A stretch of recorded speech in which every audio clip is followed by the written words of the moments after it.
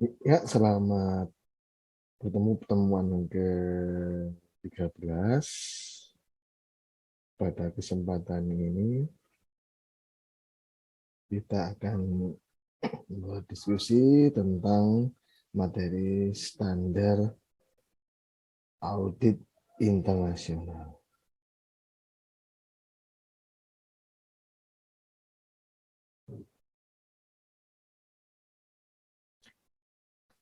Oke, sebelumnya kita membahas bagaimana sejarah audit internasional. Jadi, di sini catatan sejarah latar belakang audit ya pertama kali dilakukan di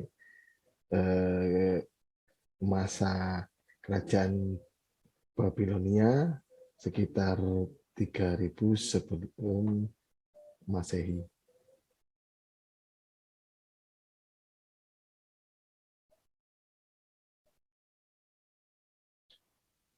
Dan Cina kuno, Yunani dan Roma. Arti Latin dari kata auditor adalah pendengar atau listener atau hearer. Karena pada waktu auditor di Roma mendengar wajib pajak atau taxpayer. Sementara itu awal audit modern timbul atau muncul ketika ada perusahaan modern.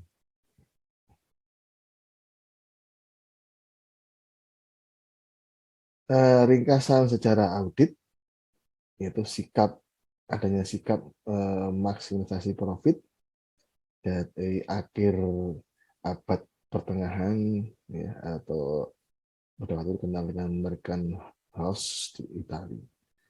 Kemudian ada pembukuan double entry pertama kali yang dijelaskan oleh Luca Pacioli 1494 di Italia. Terus berkembang lagi ketika terjadi revolusi industri Inggris Raya pada tahun 1780, sehingga menyebabkan munculnya perusahaan-perusahaan industri yang besar. Kemudian pada tahun 1853, masyarakat akuntan di Edinburgh didirikan. Jadi hal yang penting, fungsi audit adalah untuk memberikan kredibilitas dan kepercayaan atas laporan keuangan perusahaan. Apakah masih going concern, masih berlanjut, ya, terus sustainability. Terus berikutnya, apakah telah bebas dari fraud atau kecurangan. Yang berikutnya, apakah sudah dikelola dengan baik perusahaan tersebut. Terus, apakah ada integritas dalam database yang dimiliki oleh perusahaan tersebut. Berikutnya, apakah direktur atau direksi memiliki informasi yang tepat dan memadai dalam upaya membuat keputusan atau mengambil keputusan. Berikutnya, apakah ada kontrol atau pengendalian yang memadai di dalam perusahaan atau entitas tersebut. Nah, hal pentingnya, apakah produk dan produk sampingan perusahaan tersebut memberikan dampak negatif pada lingkungan. Yang terakhir, bisakah kesalahan yang tidak menguntungkan membuat perusahaan ini bangkrut atau terbenam?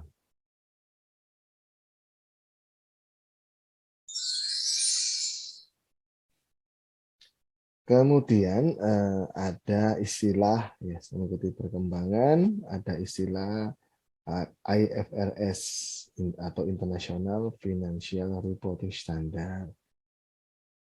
Jadi standar pelaporan keuangan internasional adalah standar yang diterapkan untuk akuntansi keuangan.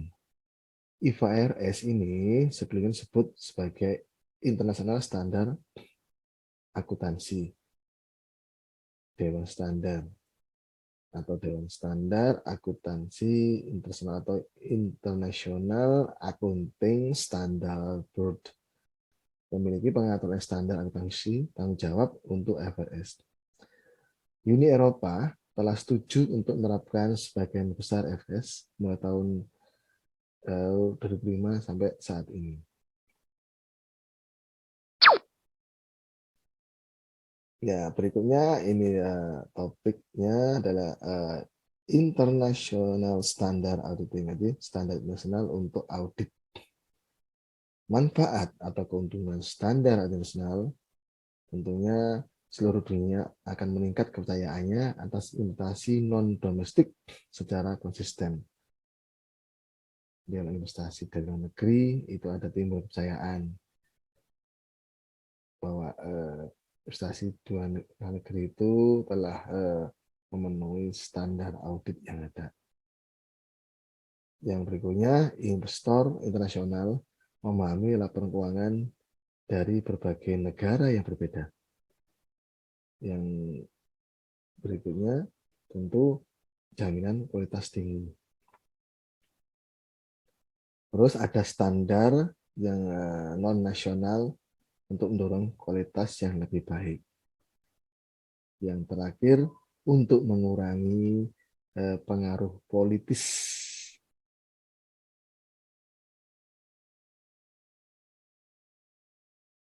Sementara itu, IASB, International Auditing and Assurance Standard Board, Dewan Standar International Audit dan Penjaminan atau Assurance, yaitu IASB, Dewan Standar Nasional Audit atau Penjaminan sebagai standar yang harus diterapkan oleh auditor dalam melaporkan informasi keuangan historis.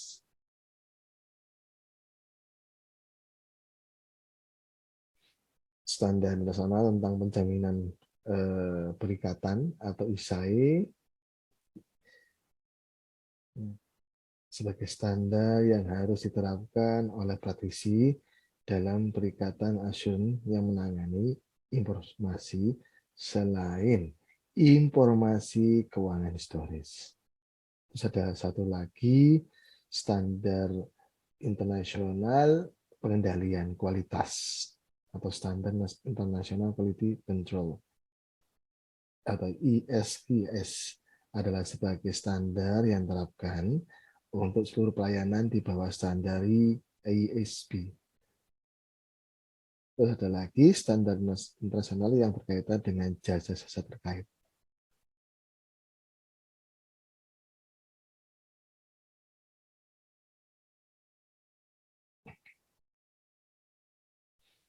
Nah, ini adalah yang pertama,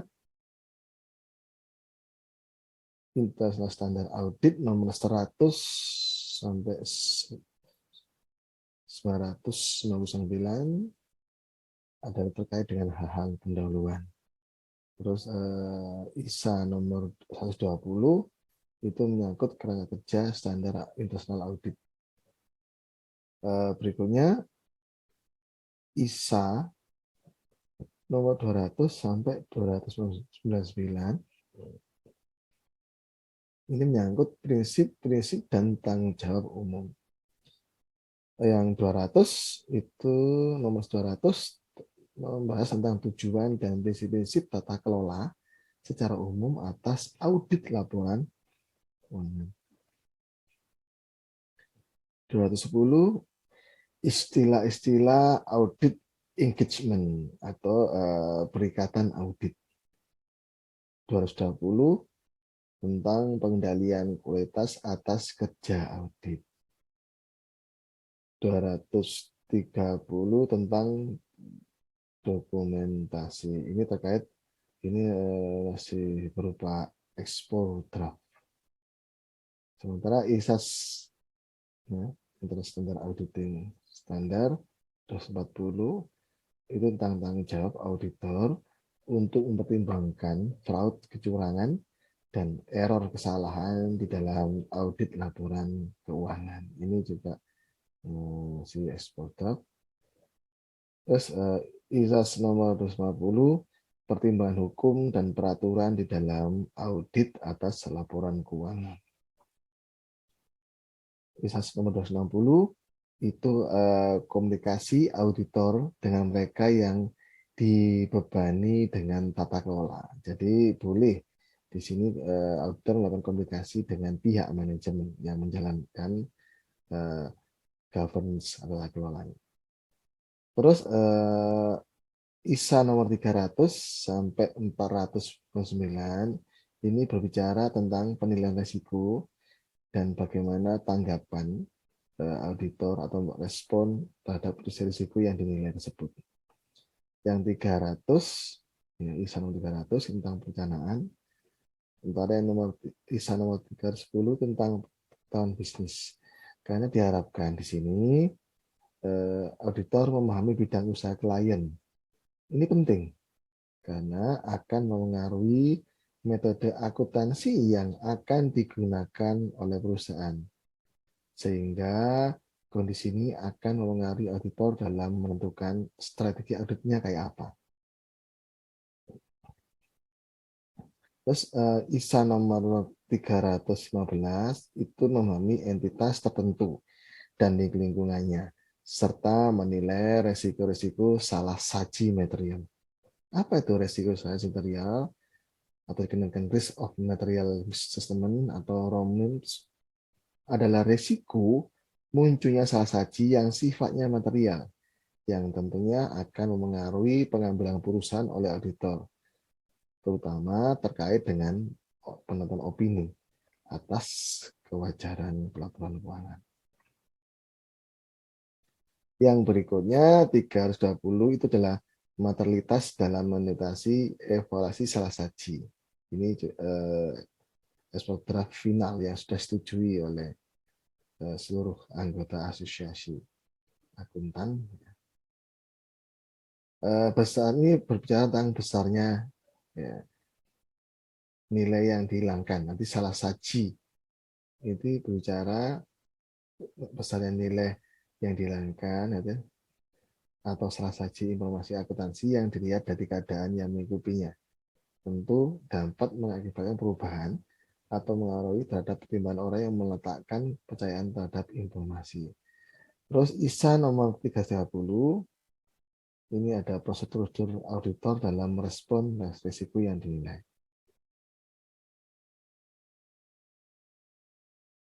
ISA nomor 400 yaitu tentang penilaian risiko dan pengendalian internal. Sementara ISA nomor 401 tentang pemeriksaan lingkungan sistem informasi komputer.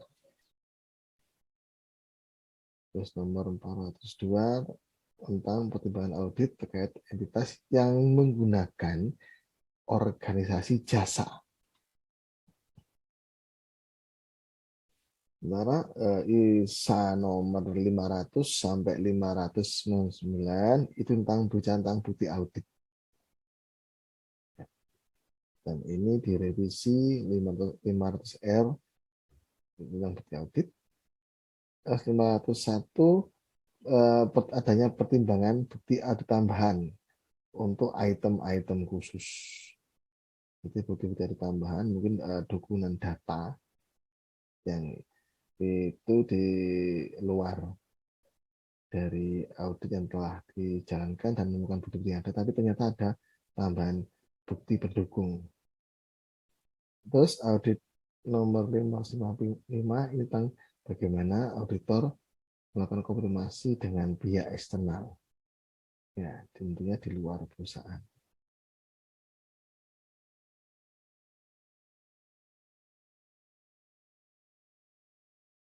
Terus ISAS nomor 510 tentang perikatan awal, saldo awal.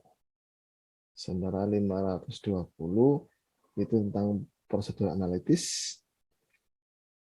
Terus yang 550 tentang pengambilan sampel audit dan bagaimana prosedur pengujian selektif lainnya. Yang nomor 540 ini tentang audit estimasi akuntansi ya, dan bagaimana pengungkapan yang terkait selain melibatkan pengukuran dan nilai yang wajar. Ini ekspor draft yang sudah final. Terus ISA nomor 545 mengaudit pengukuran dan pengungkapan nilai wajah. Sementara ISA nomor 550 ini terkait pihak terkait, ya, pihak terkait.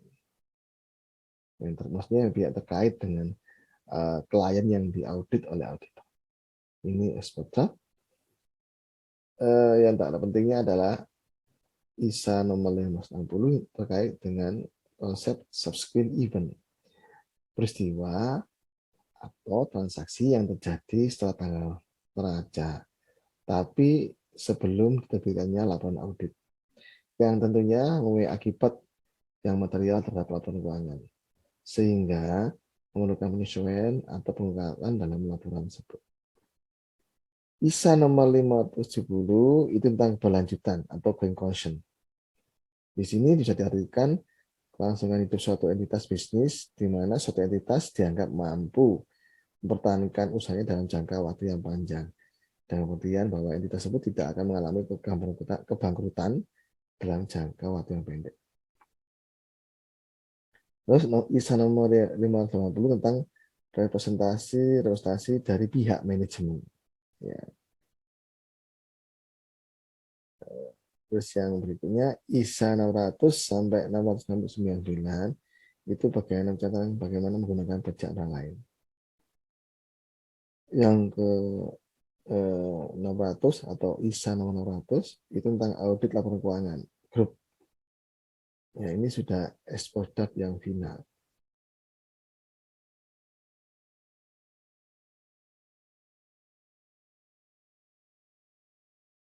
Ya, ini tadi masih berlanjut. ISA nomor 610 itu mempertimbangkan pekerjaan audit internal, artinya mempertimbangkan pekerjaan yang telah dilakukan audit internal. Apakah telah memenuhi standar audit yang telah ada, ya perlu kita kaji ulang. Setelah kita lihat, kita kaji ulang, maka kita putuskan bagaimana pekerjaan audit internal. Terus 620 menggunakan pekerjaan pakar.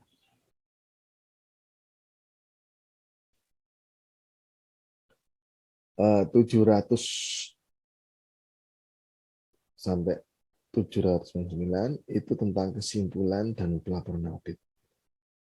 Yang pertama, ISA nomor 700 itu laporan audit atas laporan keuangan. ISA nomor 701 itu bagaimana laporan auditor independen tentang informasi keuangan historis lainnya. Nah, ini sudah final dan hal baru. Sementara ISA 705 ini tentang modifikasi opini dalam laporan auditor independen. Ini ekspor draft yang sudah dianggap final dan baru. Sementara ISA nomor 706 ini tentang paragraf penekanan hal dan lain dalam laporan auditor independen. 710 tentang perbandingan. Sementara 720 informasi lain dalam dokumen yang berisi laporan keuangan yang telah diaudit. Sementara ISA nomor 800 sampai 899 ini berbicara tentang area khusus. Yang 800 laporan auditor independen tentang ringkasan laporan keuangan yang telah diaudit.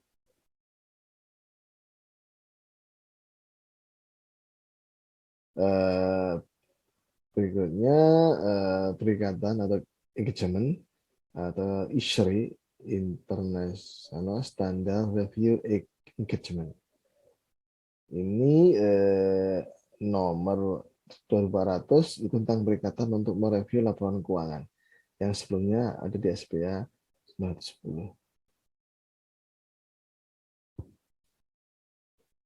Terus nomor 2410 tentang mereview informasi keuangan intern yang dilakukan oleh auditor independen entitas tersebut. Berikutnya ISAE ya, nomor 3000 sampai 3699. Ini ISA nomor 3000 itu tentang jaminan perikatan.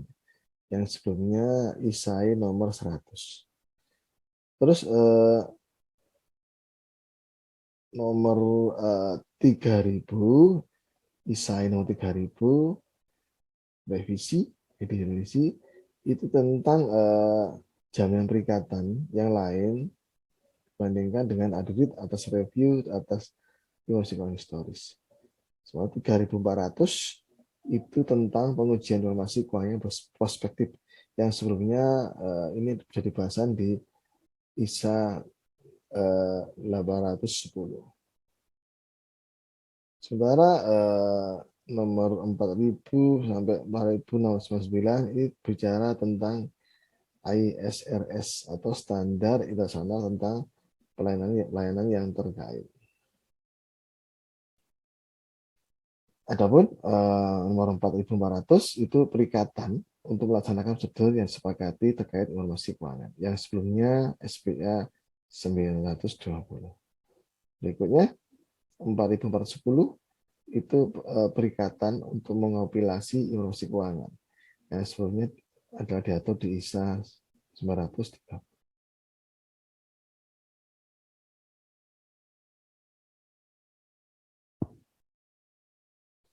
Jadi standar audit nomor 200 menyatakan bahwa tujuan audit atas laporan keuangan ya adalah untuk memungkinkan auditor menyatakan opini apakah laporan keuangannya disusun dalam hal itu yang material telah sesuai dengan kerangka laporan keuangan yang teridentifikasi. Istilah yang digunakan memberi pandangan benar ya, dan adil atau mengujikan secara wajar atau istilah yang ekuivalen dan semua hal yang material.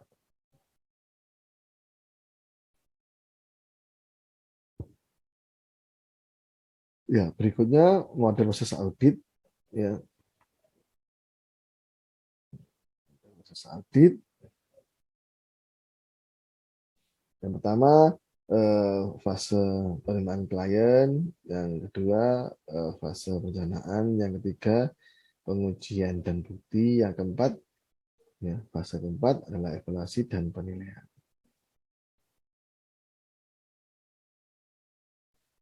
Nah, di sini tujuan yang pertama fase 1, tujuan penerimaan klien. Fase penerimaan klien pada rencana audit tahap 1 melibatkan memutuskan apakah untuk menerima klien baru atau memastikan klien sudah ada.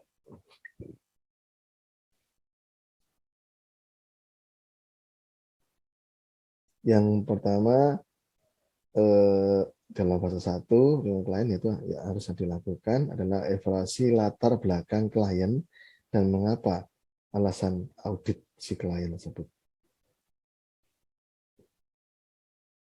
Yang kedua,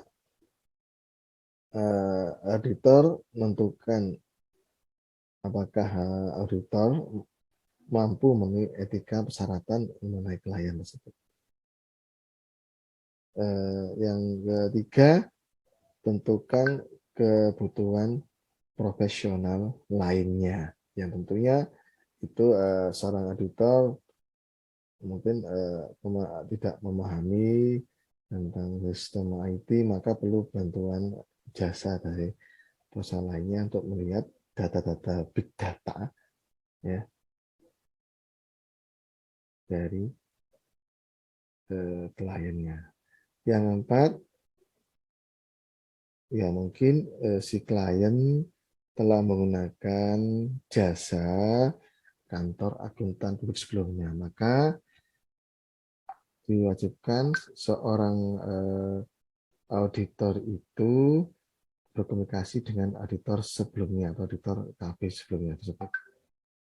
Yang kelima, menyiapkan proposal untuk klien. Yang keenam, pilih staf untuk melakukan audit. Yang ketujuh, mendapatkan surat perikatan dengan pihak klien. Oke, itu fase pertama. Fase berikutnya adalah di sini fase kedua perencanaan tujuan audit. Tentu di sini si auditor harus menentukan jumlah dan jenis bukti dan review yang diperlukan untuk memberikan auditor bahwa tidak ada salah saji material atas laporan tersebut.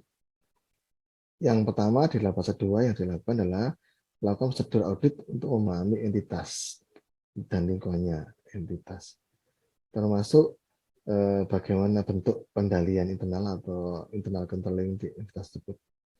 Yang kedua, lakukan penilaian risiko salah saji material atas laporan keuangan tersebut. Yang ketiga, tentukan materialitas. Yang prosedur keempat di dalam fase kedua yaitu tujuan audit, siapkan perencanaan memorandum dan program audit yang berisi tanggapan auditor terhadap risiko yang telah diidentifikasi oleh auditor.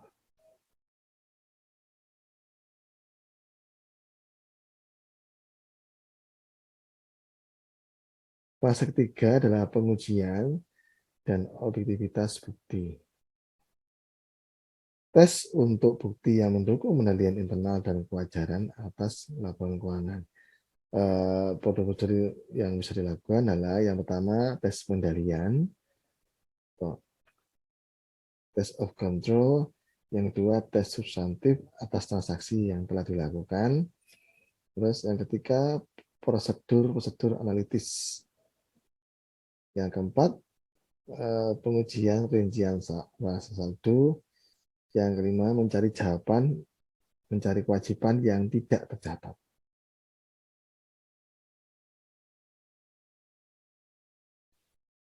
Fase keempat yaitu evaluasi dan tujuan laporan. Ya, ini menyelesaikan prosedur audit dan mengeluarkan opini. Tentu apa saja dilakukan? Yang pertama, evaluasi. Silakan dievaluasi bukti tata kelola atau governance dari klien yang diaudit. Yang kedua, lakukan prosedur untuk mengidentifikasi subsequent events. Yang ketiga, menelaah laporan keuangan dan bahan laporan lainnya. Yang keempat, lakukan prosedur penutupan. Yang kelima, persiapkan hal yang menjadi perhatian partners. Yang keenam adalah laporkan kepada Dewan Direktur, Dewan Direksi. Yang ketujuh, persiapkan laporan audit. Oke. Ya, ini adalah contoh struktur organisasi di kantor akuntan publik Big Four yang internasional ya. Jadi kalau sudah masuk Big Four, berarti 4 besar. Ya, 4 besar di dunia dikenal ya. Jadi sudah diakui bahwa kantor akuntan publik ini masuk Big Four 4 besar di dunia, berarti reputasinya sudah tidak diragukan lagi. Dan ini adalah organisasi yang paling rendah, yaitu staf audit, terus staf akuntan, ya, staf akuntan atau asisten junior, kemudian senior. Yang ketiga, akuntan senior atau supervisor, ya, manajer. Yang keempat, partner atau direktur. Ya, demikian penyampaian dari saya. Semoga materi ini bermanfaat. Ya, kurang lebihnya mohon maaf. Dan inilah materi standar audit internal. Ya, demikian. Sampai bertemu pada pertemuan berikutnya. Assalamualaikum warahmatullahi wabarakatuh.